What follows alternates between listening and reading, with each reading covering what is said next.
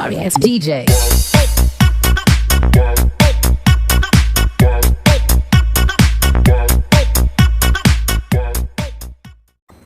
Halo Sobat Milenial, kali ini kita kedatangan tamu seseorang mahasiswa yang katanya gemar menulis, tapi bukan menulis biasa, tapi ini ada mengandung maknanya. Ini dia Kak Farid. Halo Kak. Halo, Kak boleh tahu Kakak tuh sebenarnya nama panjangnya siapa sih? namaku Muhammad Farid Rizky. Dipanggilnya? Rizky, Terus kalau boleh tahu, kan Kakak seorang mahasiswa nih, tapi Kakak ini semester berapa? saya sekarang semester 8. Oh berarti udah mendekati wisuda ya? Iya, seharusnya ya. Oke, kita mau tanya-tanya nih Kak soal menulis yang gimana yang benar, bukan hanya coretan. Aku ada pertanyaan nih Kak, hal apa sih yang bisa membuat Kakak itu suka dengan menulis? Ini mah menurutku ya, kalau aku sih sangat suka menulis itu karena ada beberapa hal, ada beberapa kenyataan hidup, ada beberapa curahan hati yang tidak bisa disampaikan.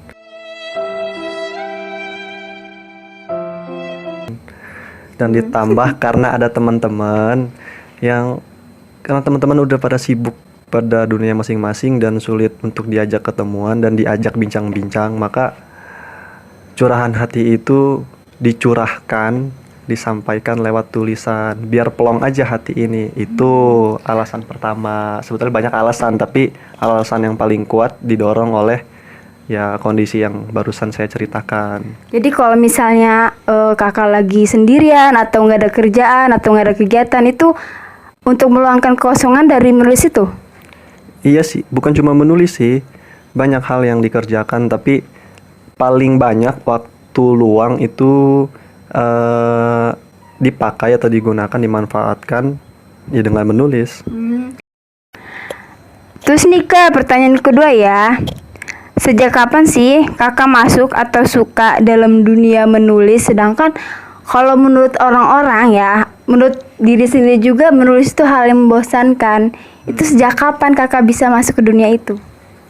Pertama-tama bisa suka nulis karena suka baca buku dulu ya, karena nggak mungkin orang bisa hobi menulis tanpa punya pengalaman membaca buku. Awalnya karena suka baca buku aja, lama-lama karena pengen menciptakan suatu hal yang juga dibaca oleh orang lain, pikiran kita dibaca oleh orang lain.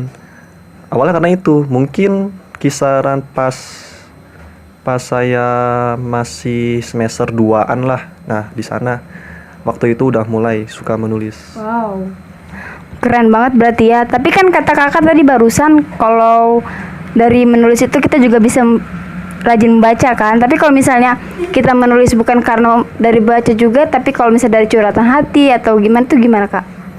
Iya, nggak apa-apa. Menulis itu bukan berarti kita harus menyampaikan atau menulis sesuatu yang bersifat ilmiah, nggak harus, karena kan dalam tulisan juga terbagi menjadi beberapa seperti karangan esai, karangan cerita pendek, puisi. Karena kan kebanyakan anak zaman sekarang kalau sedang galau, kalau sedang galau itu ya benar-benar itu pasti buat tuh beberapa bait yang sebetulnya itu bait ya, beberapa kata-kata yang puitis banget, yang romantis banget, yang menggambarkan kondisi hatinya atau kondisi perasaannya saat itu. Sebetulnya juga nggak masalah, tapi alangkah baiknya, seyogyanya supaya kita menjadi penulis yang handal. Bukan berarti saya handal ya, tapi ini juga menurut apa yang aku baca dari buku-buku dan dari internet, dari pengalaman teman-teman juga. Seyogyanya kalau ingin lebih mahir dalam menulis juga harus disokong dengan bacaan buku begitu. Iya sih. Tapi kan biasanya anak muda itu kalau nulis curhatan hati itu kan kadang alay. Itu termasuk, menurut Kakak itu termasuk udah tulisan yang bermakna atau belum? Soal makna itu bagaimana orang menangkapnya, itu bagaimana pembaca. Kita baca teks proklamasi asli Soekarno Hatta, itu akan menjadi bermakna kalau dalam ranah kesejarahan. Tapi kalau dalam sastra itu kan tulisannya acak-acakan ya, Iya. acak-acakan banget.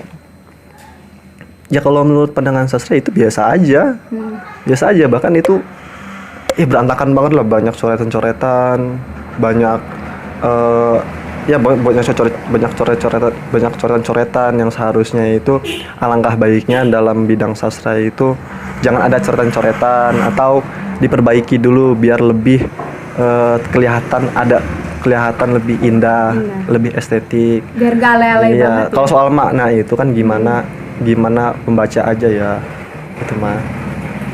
Oke, terus kalau kakak nih mau bikin tulisan, itu ide atau bahan kakak menulis itu dari mana? Tadi pertama-tama kita harus membaca buku dulu karena Berarti kalau yang nggak baca buku itu belum tentu bisa ya? bisa, pasti bisa. Sebetulnya membaca, saya koreksi ya. Sebetulnya ide yang saya dapat itu salah satunya dari membaca buku. Yang kedua, saya juga mesti sampaikan, membaca itu bukan berarti membaca buku, bukan membaca hanya lembaran kertas aja. Tapi ketika kita melihat tetangga kita, kondisinya seperti apa, kita melihat apa yang sedang terjadi saat ini di Indonesia, apa yang sedang terjadi di daerah-daerah konflik, apa yang sedang terjadi di sekitar kita, kita juga mesti membaca situasi daerah atau situasi nasional atau situasi dunia, karena sebetulnya salah satu ide, salah satu inspirasi kita bisa menulis adalah keadaan. Jadilah sebetulnya baca Situasi ya, situasi. Baca itu bukan berarti kita membaca buku ya, tapi baca situasi, baca buku juga termasuk, baca keadaan, baca hati, perasaan, itu pun termasuk dari bacaan. Oke, gimana sobat milenial, udah mengerti? Tapi harus baca buku ya, tapi nggak usah juga sih. Kalau sobat milenial mau bertanya boleh buat kakak Farid, biar nanti kakak Farid suruh menjawab. Assalamualaikum warahmatullahi wabarakatuh. Perkenalkan, nama saya Dani Rukaya. Sebelumnya saya ingin bertanya kepada saudari Nuraja Oktaviani mengenai tips gitu ya. Nah, saya ingin bertanya, ada nggak sih trik atau tips-tips khusus gitu tuh untuk kita menulis, yang dimana kita nih punya ide nih, kita udah kepikiran nih mau nulis ini gitu, tapi ketika kita mau nuangkan dalam bentuk tulisan itu kadang sulit gitu tuh untuk dituangkan. Terima kasih. Oke, makasih buat sobat milenial mewakili pertanyaan dari semua sobat milenial. Gimana kak tadi pertanyaannya, bisa dijawab langsung? Tips and trick dalam menulis ya. Kalau aku pribadi sih, karena kan zamannya serba praktis ya. Jadi kalau menulis itu aku kan di handphone, bukan lagi seperti orang zaman dulu ketik atau ditulis di dalam kertas terlebih dahulu. Tapi sekarang sudah ada handphone, jadi di handphone aja. Nah, di handphone itu aku itu memiliki 4 aplikasi pendukung dalam menulis. Pertama, karena kalau kita menulis itu kan adalah soal kata ya, soal diksi. Jadi kalau orang yang sudah membaca bukunya itu ratusan buku, ribuan buku, pasti dalam kamus diksi di dalam otaknya itu sudah banyak banget. Jadi ketika menulis itu nggak akan repot-repot. Kita menulis banyak banget kata pengulangan, kata-kata yang sama di dalam satu kalimat. Nah, untuk menghindari kata-kata yang sama dalam satu kalimat itu aku mencegahnya atau aku mengatasinya lewat aplikasi yang bernama Thesaurus. Jadi ada tuh Thesaurus Indonesia. Jadi Thesaurus Indonesia Itu khusus apa itu? Itu sinonim kata. Iya, jadi kan kadang kita kalau menulis sesuatu itu bosan banget ya. Bosan karena hampir sama kata-katanya dengan kata-kata yang kemarin kita tulis, kata-kata yang sekarang kita tulis itu sama percis. Emang harus beda? Supaya lebih indah aja. Karena kan mungkin pengetahuan kata kita, pengetahuan diksi kita itu kan sangat sedikit. Jadi supaya lebih luas, jadi bukan kata-kata itu aja yang kita pakai ya, kita gunakan. Kita juga harus menggunakan kata lain dari persamaan kata tersebut. Nah, aku mengatasinya lewat aplikasi tersebut, aplikasi Thesaurus. Itu tips yang pertama. Nah, yang kedua, membaca buku ya, membaca buku dan berdiskusi itu wajib, itu pasti. Karena Wajib. ya wajib itu. Karena kalau kita menulis buku, artinya kan kalau kita menulis esai ya, karangan ilmiah, artinya kita akan menuangkan suatu ide pikiran kita terhadap kondisi tertentu.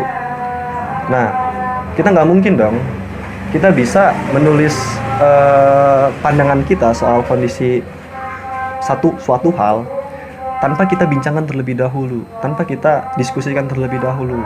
Karena di dalam menulis itu ada pemantik untuk lebih menguatkan ide pikiran tersebut, yaitu kita dengan beradu pikiran dengan orang lain. Kita bisa beradu pikiran dengan teman kita, bisa beradu pikiran di dalam lingkaran diskusi organisasi, kita bisa beradu pikiran lewat sosial media, lewat ketikan, itu pun bisa. Nah, yang ketiga, tips dariku adalah jaga konsisten yang pasti ya, jaga komitmen. Karena pasti kita kalau sedang menulis itu, apalagi kalau menulis novel atau cerpen, itu nggak akan selesai dalam waktu semalam. Jangan bosen ya buat Iya, pasti tulisan. harus jaga komitmen, harus jaga semangat yang pasti itu. Karena kalau kita hobi banget nih ikut lomba dalam menulis ya, itu nggak mungkin kita selesai dalam sistem kebut semalam. Jadi pasti bakal memakan waktu berhari-hari. Nah, seringkali ketika kita menulis itu semangat kita dalam menulis itu cuma ada Di awal doang. di awal doang, sehari doang. Samanya bosen. Iya, pas kita udah tidur, bangun tidur, Udah males lagi. udah males, kitanya udah lupa. Bahkan inspirasi ide kita yang kemarin itu, benar-benar sudah musnah, sudah hilang karena dibawa tidur oleh kita. Nah, tantangan kita dalam memulai menulis adalah jaga semangat juga. Bener. Itu, Kalau nggak semangat ngapain nulis-nulis? Emang paling menantang itu menjaga semangat ya. Iya bener. Dan yang terakhir itu yang keempat ya, kita harus supaya kita menambah kelayakan, atau kita pengen tahu nih seberapa bagus sih tulisan kita. Ketika kita menulis, kita juga harus kasih ke teman-teman kita, ini loh tulisan. Kalau enggak, tawarkan aja, coba sih baca tulisan ini, kira-kira kamu setuju nggak dengan ide pikiranku di dalam tulisan tersebut, atau sebuah cerpen, coba dong baca cerpen ini, alurnya bagus atau enggak, atau ada yang kurang atau lebih. Atau kamu suka review film, sok coba kamu ikut, coba kamu setelah nonton film kamu review film tersebut. Itu tips terakhir, kita harus terus latihan. Nah, itu aja dariku.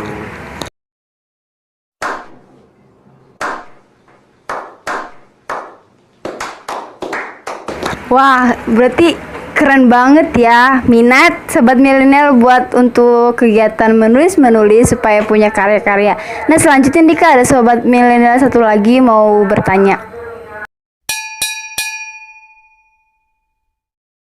Assalamualaikum warahmatullahi wabarakatuh. Saya ingin bertanya tentang bagaimana cara membuat judul dalam sebuah tulisan karya ilmiah ataupun sastra. Terima kasih. Gimana Kak Fahri pertanyaannya? Lumayan. Lumayan. Ya udah silakan dijawab Kak. Ini pertanyaannya mungkin untuk persiapan penulisan skripsi kali ya. Sebetulnya saya juga kesulitan ya dalam Oh iya bener, Kakak dalam skripsian ya? Belum, ya skripsi aja belum. Tapi kan pernah diajarkan, setidaknya pernah diajarkan di mata kuliah.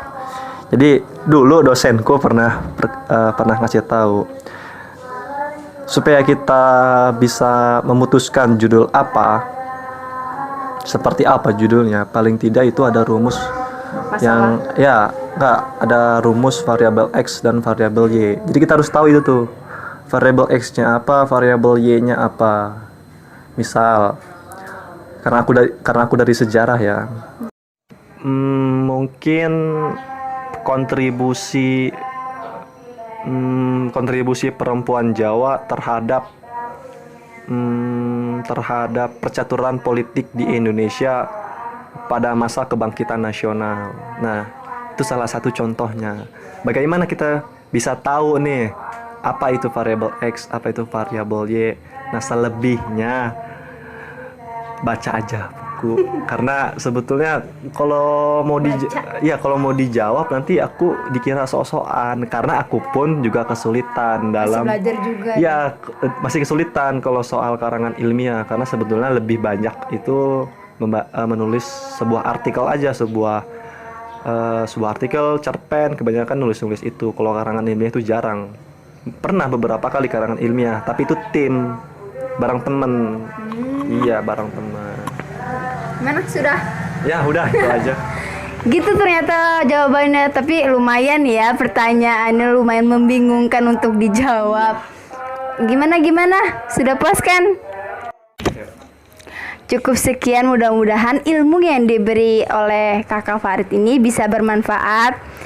Coba sih Kak, satu aja pesan untuk sobat milenial, untuk yang pengen bisa menulis banget nih, terus punya karya-karya bagus, itu seperti apa? Satu kata, mulai aja dulu. Oh, itu 3 kata ya. Ya, mulai aja dulu. Oh, mulai aja dulu. Oke, kalau kayak gitu terima kasih, bye-bye.